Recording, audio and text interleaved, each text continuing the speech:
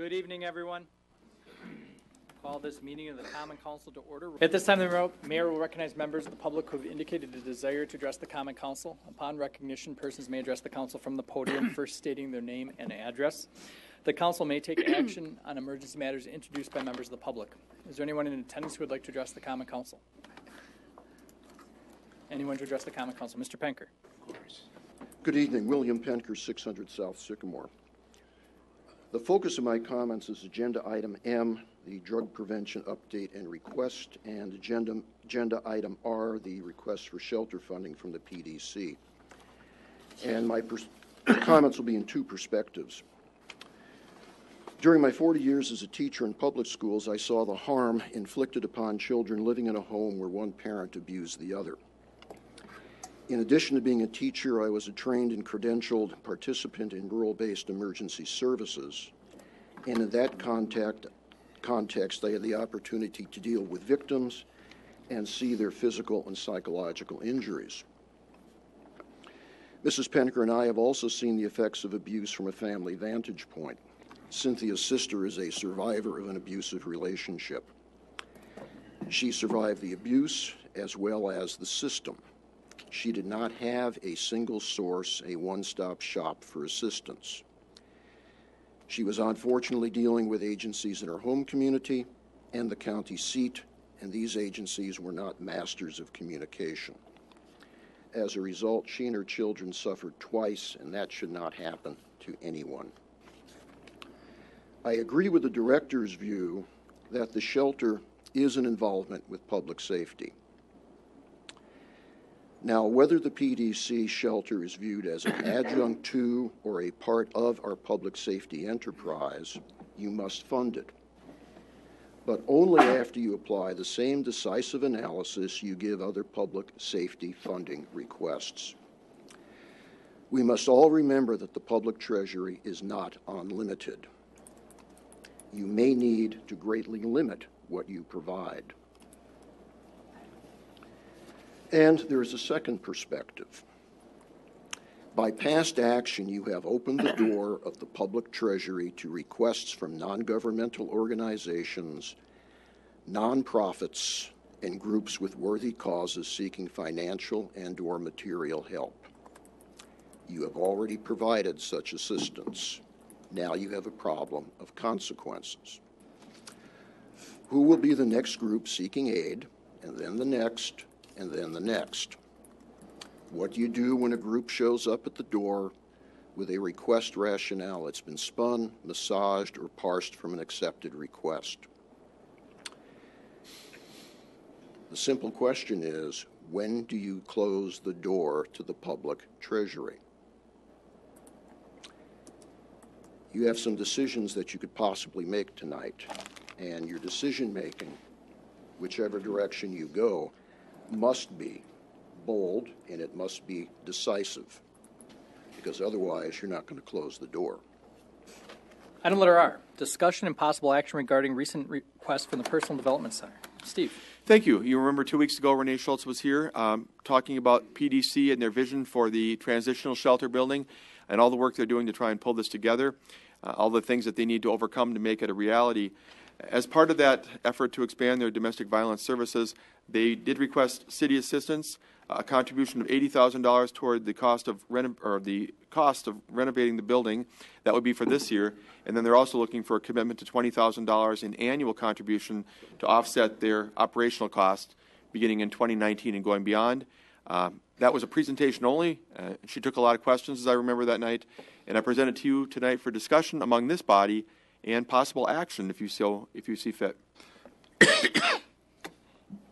All right. So let's start with a motion. So the request from the Personal Development Center was for an $80,000 contribution this year for the acquisition of the facility and a $20,000 annual operating contribution starting in 2019 each year during the budget, allocating $20,000 towards operations.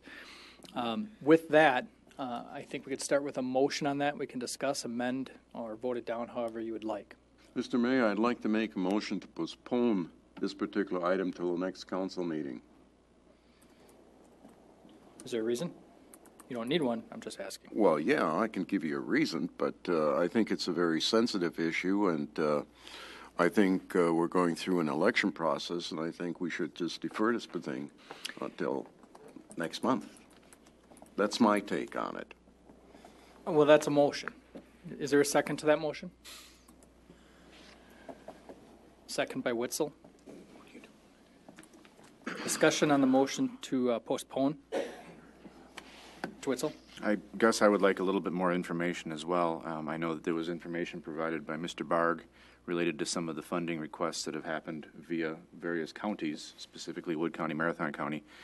I know that in the presentation 2 weeks ago, the comment was made that they're also covering all of Clark County, and I hadn't seen any information regarding any potential funding, any requests of funding, or anything else from Clark County. As has been made very clear in the past, generally these types of issues are handled at the county level, and I would like to know if and what has been able to be provided. It's a pretty big decision we're making. We're making a pretty good commitment, so I'd like to make sure that all venues for potential funding have been addressed, and Clark County is the one that I don't think has yet been provided. Before we vote on this, Renee, do you want to comment on this? Does this impact your plans at all with the contracts for purchase?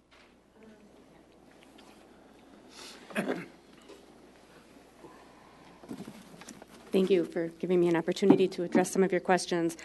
First of all, as far as Clark County funding is concerned, that certainly is something that we would look toward in the future. At this point, one of the largest barriers that we have for victims in finding shelter is keeping them within the community where they reside, where they work, where their children go to school. So at this point, it's unsure, although we're going to make those services available to individuals in Clark County because that is part of our service area. At this point, we really don't have a way to gauge how much they are really going to utilize our shelter facility here for that very same reason of needing to be in the community so children can go to school and those kinds of things. So the initial setup and the initial kind of sustainability plan for the shelter and for our programming is to look toward our immediate service area, which is where we are going to be generating the most individuals that will be utilizing those services.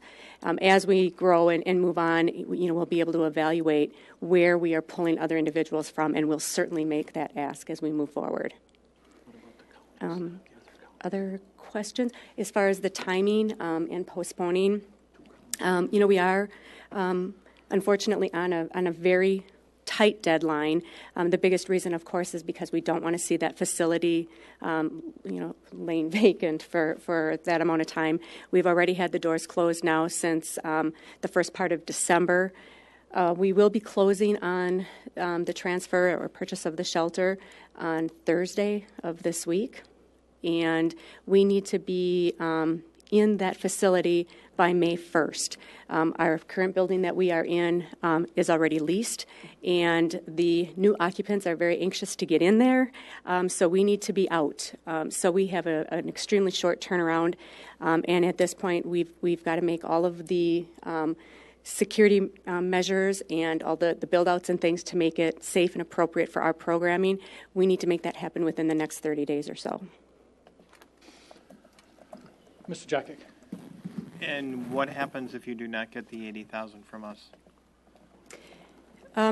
We will be financing for it's a short term is what our hope is, and then we would have to be doing some community campaigns to be able to generate the funding to purchase the shelter. We've been doing a lot of asks and getting information out. I just learned the end of last week that I was successful in receiving the VOCA grant that I had mentioned the last time I was here, the Victims of Crime Act funding, which is it's federal dollars trickled down to the state. So we are awarded $175,000 and some dollars, which is going to be able to provide for the security and the fencing and the things that we need to make the facility safe. So, I feel we're very much doing our due diligence to find funding where we can and not put a larger burden than absolutely necessary on the city. But that's an awful lot of money to generate for this. So that's why we're looking for some help. Mr. Budke. I guess I'll be the bad guy here. Get this thing going a little bit. I want to do this so bad, but I can't. Mr. Pinker said it well. Great idea. I mean, I so much want to help the people. But again, the list is going to be so long for the people coming to us and they're all good organizations. Well, I wish I'd win the lottery because we would have all these things done if I could do that. But I just can't because there's going to be such a long line of people asking for funds from us. Would you mind if I challenged your thoughts? Sure. And I understand, and I know I brought it up the last time, and I agree with you as far as there are so many very worthy organizations in our community, and I believe that wholeheartedly. There's a lot of great things being done by a lot of great people. And what I had said the last time I was here is, I truly believe that there are just a very small handful of organizations that are doing things that go hand in hand with public safety. I believe Macy and what's happening with the with the drug task force. I believe that's one of them. They are working hand in hand with law enforcement and have been for many years and have received funding for the things that they're doing because this is something that is impacting the safety and the well-being of our community members, as is PDC. And we've been doing this now for 40 years in our community, 40 long years, and have not come to the city for funding through all of these years. And the number of individuals whose lives we have saved because of the work that's being done, I mean, that's beyond count. So I ask that be part of the consideration when making this decision. Mr. Zaleski. Yeah, and I will say mostly what Tom just said. And Renee, I have a special place in my heart for your organization, and certainly have helped in the past, and will help again for sure. But in this way, I agree with what Tom said, and the other. You mentioned other outside organizations. There is a list of things within the city that we've crossed off the list because of funding or lack of funding during the past few months, and so that weighs heavy with me as well. Some responsibilities and some close to being responsibilities that the city has to provide for for everybody, whether it's street repairs or other things like that we've had to pass up on. So I hope we can find another way, though. Yeah. Mr. Wagner, would you assume the chair for me, please? I should have been required. Further discussion, Mr. Mayor. No, we didn't plan it, trust me. So, good comments have been made. This is outside the wheelhouse of the city. Domestic abuse, human services in general is not something the city is, by statute, responsible for. The county, we've talked about this over and over at these meetings. The fact of the matter is, when this transitional shelter closed, we had people here talking to us asking what we were going to do about that. One of the things this body said was we should do something about that. We were involved, and I'm not going to take any credit from PDC or the other people who were at the table because they had the ball rolling already by the time we got involved at the city level, but we wanted to make sure people were talking. And the right people were being put together to see if we could find a resolution. And that resolution is sitting in front of you tonight. A resolution to take a facility that was built with community dollars from people that we are the elected representatives of, to provide a homeless shelter in Marshfield. It is out of our wheelhouse. It is expensive. The pet shelter, which I supported and I still support, was a $250,000 commitment. The night we made that commitment, we asked them if that was enough money. Tonight we're being asked for $80,000 for a human shelter and $20,000 in operating costs that will take 8.5 years to make the same commitment to them that we did to pets, which we needed to do. I'll be the first to argue that stray animals are in our wheelhouse. That's something we're statutorily obligated to take care of. But I also think that at this point, with that facility built with community dollars from people in our community who vote for us or against us, we need to step up and make good in some way. I fully agree with looking at all possible sources of revenue. I would say at this point tonight, the piece that's the most important is the $80,000 to procure the facility. The discussion about the $20,000 operating is something that honestly isn't going to really happen regardless of, well, I shouldn't say regardless, but if it was approved, that's really not going to happen until this fall when the budget process starts for 2019. So I wanted to make sure that I was clear that this is something that is certainly outside of our wheelhouse, but it seems to me to be the right thing to do. It's the right thing for our community. It's the right thing for the people who live here. It's the right thing for the people who need these services. And it's the right thing for the people who put up the money to build this facility in our community that's sitting vacant and unused today. And it's been a very fast process to get to this point. PDC came to the table ready to roll. And we've already got them essentially being pushed out of the building because we got another tenant in that building now. So I would hate to see us continue to delay this simply from the standpoint of politics, because at the end of the day, we have to ask ourselves whether this is the right thing for our community or not. Yes, long list of every organization who wants funding. That didn't really happen after we gave money to the pet shelter. And I don't know that it will happen now or not. But we can say no based on what's most important for our community. I find it hard to find something that's more important to our community right now and the services we need in here than something like this. I would encourage you to support this tonight. I know that the motion, the second on the floor right now, is to postpone this until the next meeting, which would be April 10th. And if that's the decision of the body, that's fine. We'll go that direction. But I would encourage you to reconsider that. Thank you. Thank you. Is there any further discussion? Mr. Budke? Renee, the 80,000 covers the land, is that what I heard? Or what's the 80,000 for? That was the cost of just the land. But you're leasing the building. No, we will own everything. Okay. Yeah, I heard somebody say lease or something. No, we're leasing the current facility that we're in, our current location we're leasing. Yeah.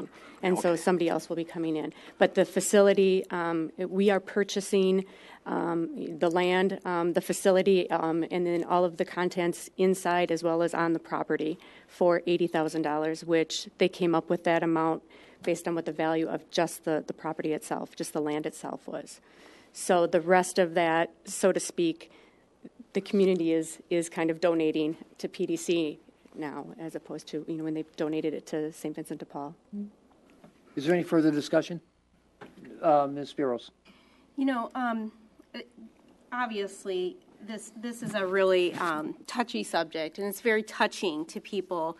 And I had to consider this a lot, and I remember back in a meeting in February 23rd, actually, of I think 2016, when St. Vincent's came to us with a one-time request of $100,000 also to help them.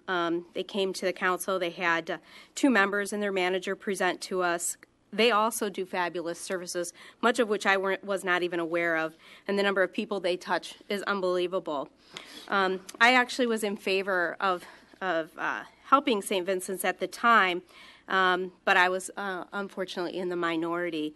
The rest of my fellow council members, I went back, I watched the video, were all opposed, primarily because they said that this would set a precedence, giving to one organization that the handouts would just, we would have to make decisions on who we could give money to and who we couldn't.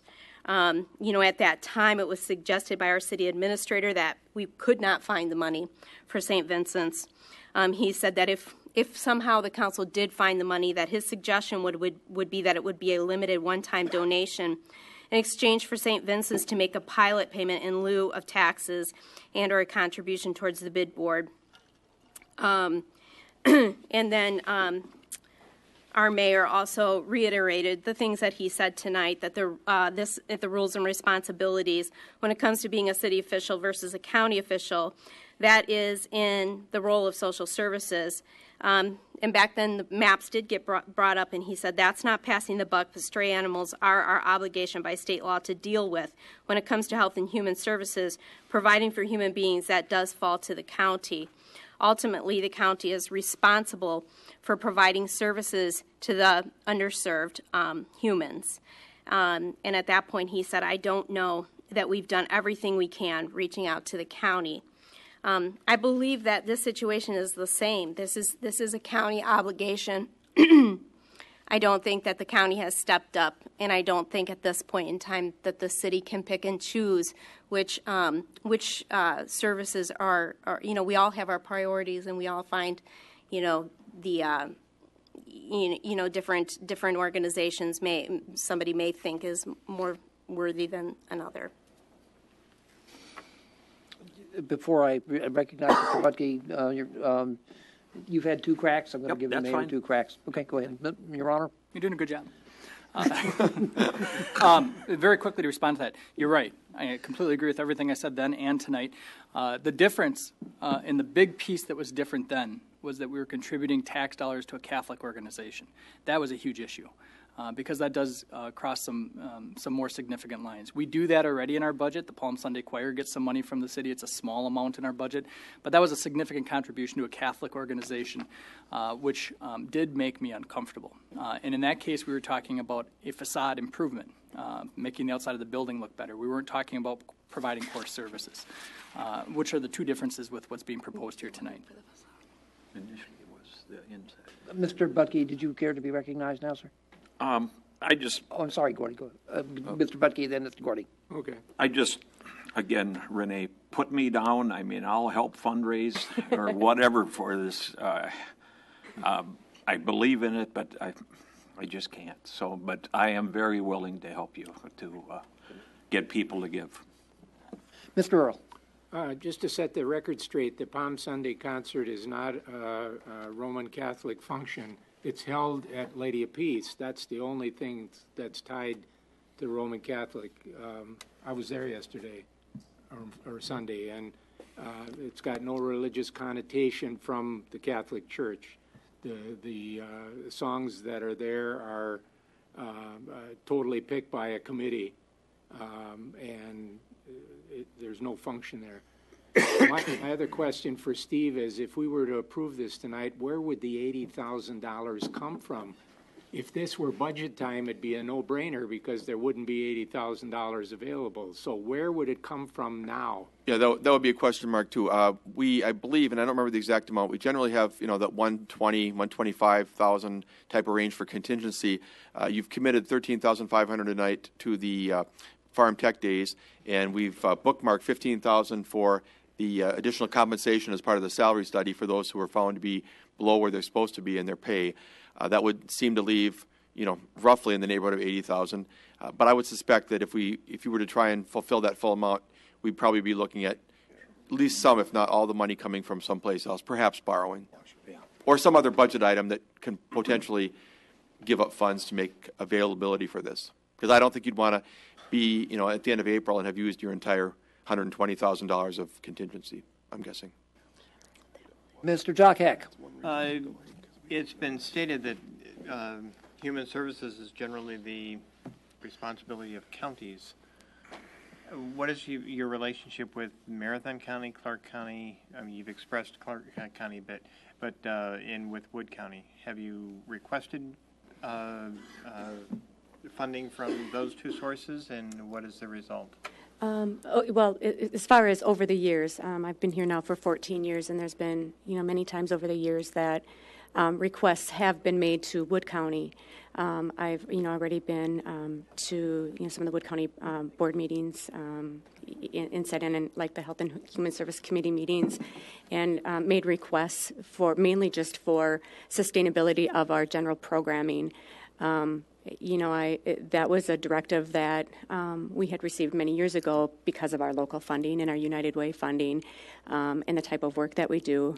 The response has been the same throughout all of the years, is that they don't have that kind of funding. They don't have the line items or the ability to allocate dollars.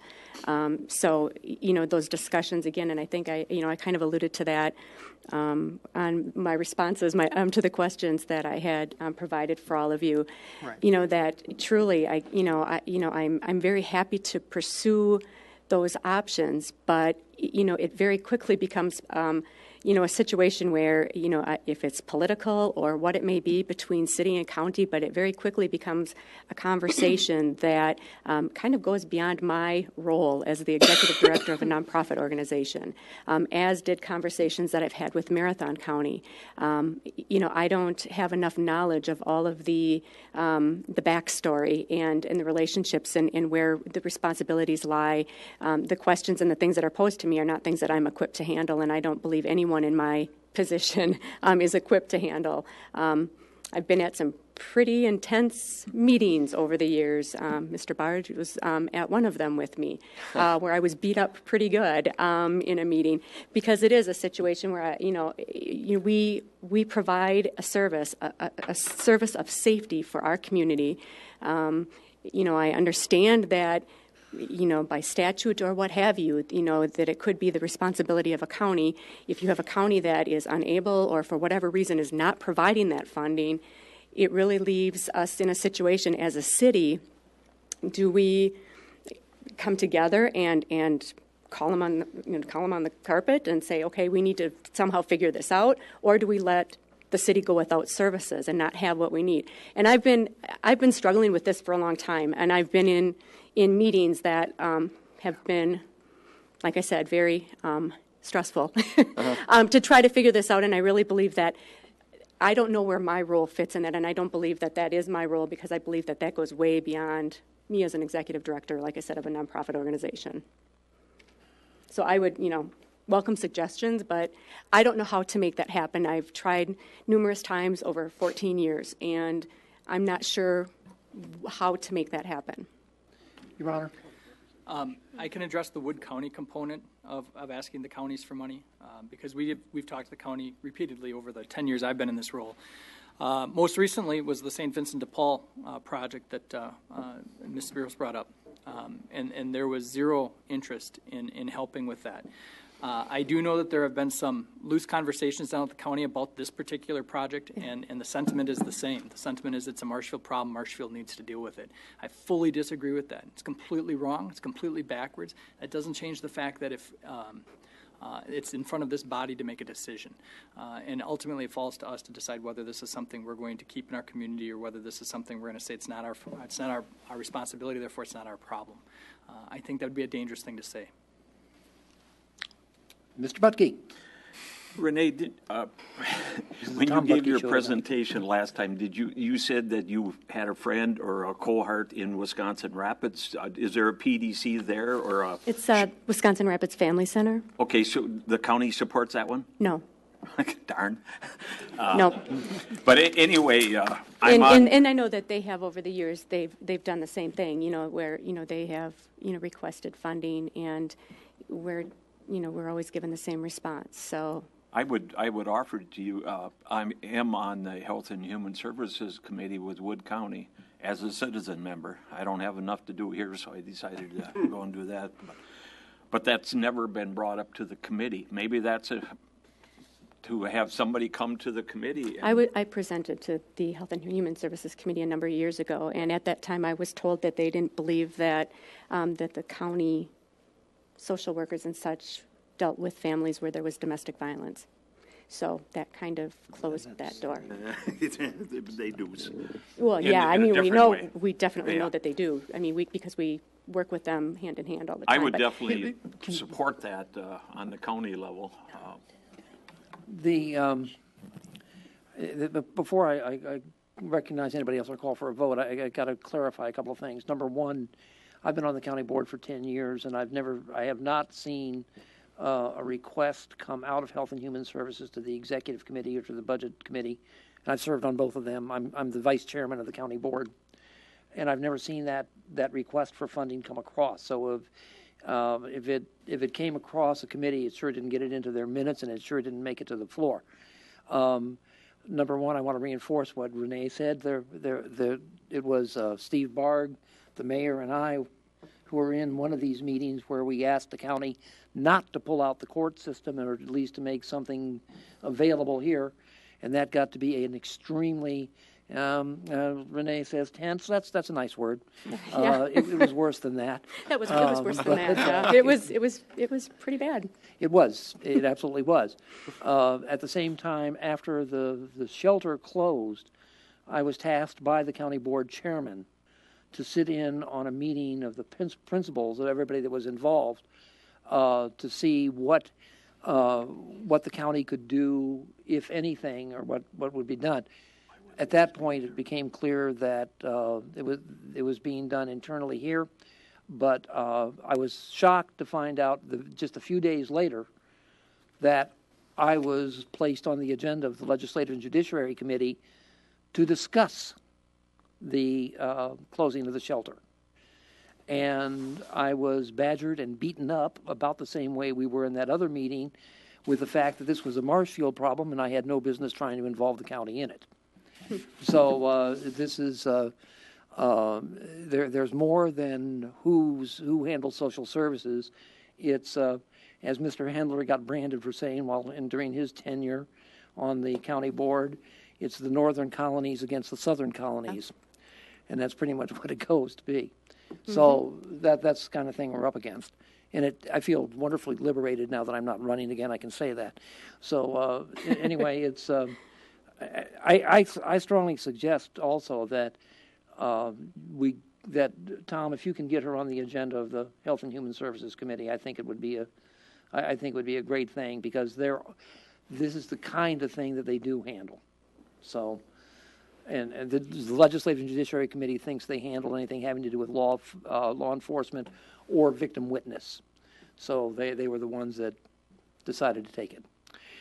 I'm sorry for taking that time, but Mr. Earl? I have a question for Renee. Renee, after you move into your new facilities, will St. Vincent have any say in what goes on there in regard to being on your board or anything like that, or refer clients to you or whatever? They won't have any connection with us any more than they do right now in our community, as being a community partner where, we will refer some of the individuals that we work with over there for, their food pantry or their clothes pantry, or, some of the services that their outreach center provides. And, they may have individuals that come in there to receive, the food pantry items or whatever the services that they have, and disclose or ask for services regarding domestic violence or sexual assault, and make referrals back and forth. But that will be the extent of what our relationship is. There will be no other relationship between the two organizations. Okay. We have a motion and a second on the floor to delay this until the April 10th meeting. If there's no further discussion, are you ready to vote? If so, I'll ask you to use the board. Please vote.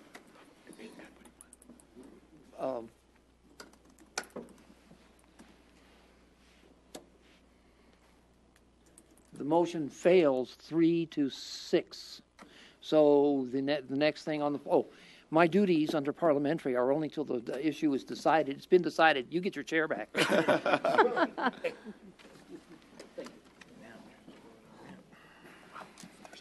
Thank you, Mr. Wagner. I was worried I wasn't going to get a chance to do that again. I was glad tonight happened. Thank you. All right, welcome. So square one. We don't have a motion or second on the floor, so I would open the floor to a motion. Again, the request from PDC is to fund the acquisition of the facility, which is really the purchase of the property, the building sitting on the building, and its contents would be donated to the Personal Development Center. That cost is $80,000. And then the second piece of that would be the $20,000 in operating costs annually moving forward starting in 2019. It may make sense to entertain those as separate motions and have discussions on each one individually.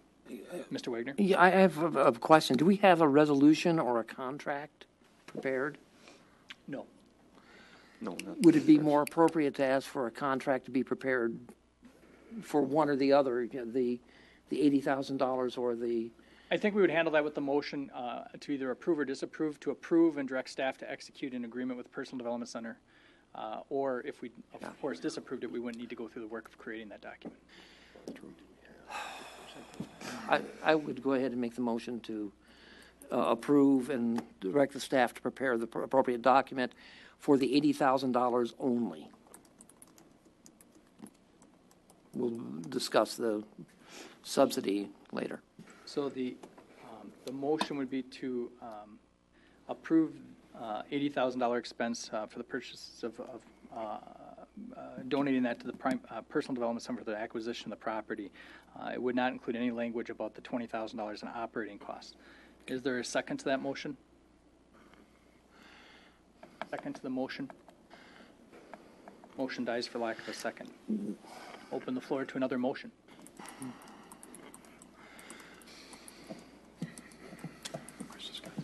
Mr. Jockick. I guess the question would be, for lack of a second, is it the amount of money? And could we do a different dollar figure there based on what we might be able to come up with wherever in our budget we're going to try and find this money? Yeah, so I mean, if it comes out of contingency, then as of April 1st, a quarter of the way through the year, we're without any contingency money left. And who knows what we're going to find as we continue doing the remodeling at City Hall, the new City Hall. No doubt. So, you know, it is a better question, where would this money come from if we went with a lesser amount?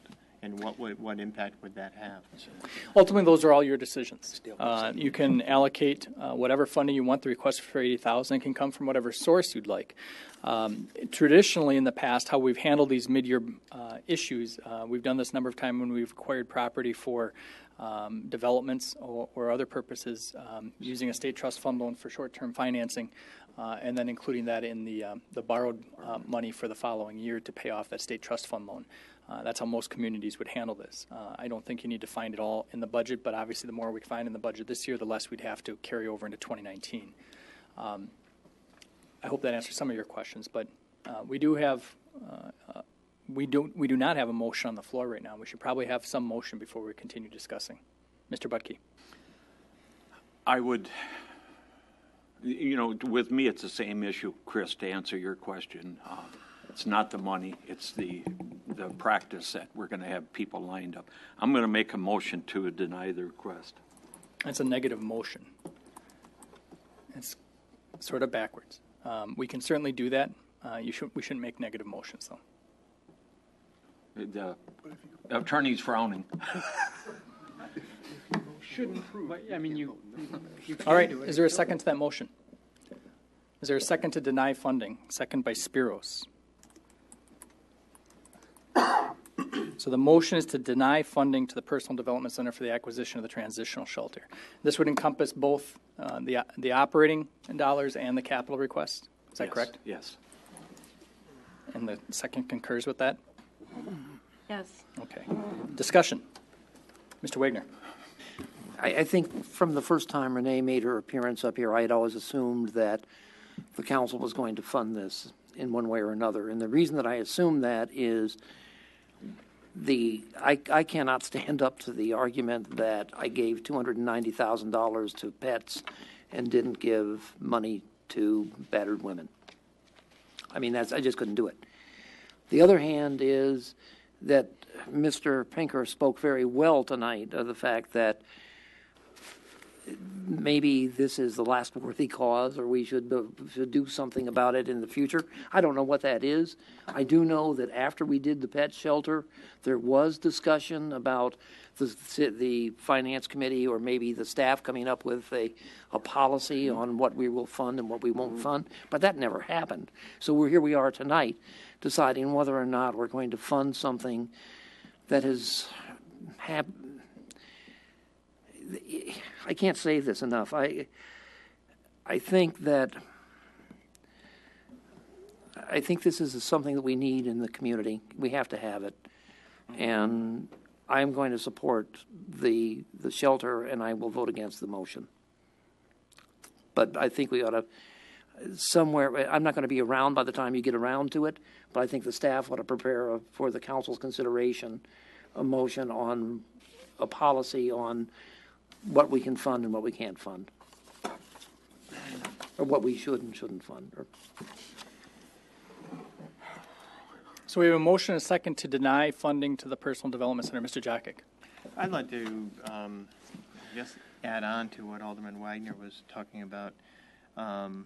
You know, it'd be nice to have a policy, but each of these requests is so different.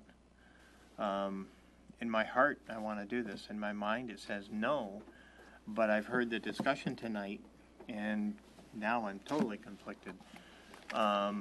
Because this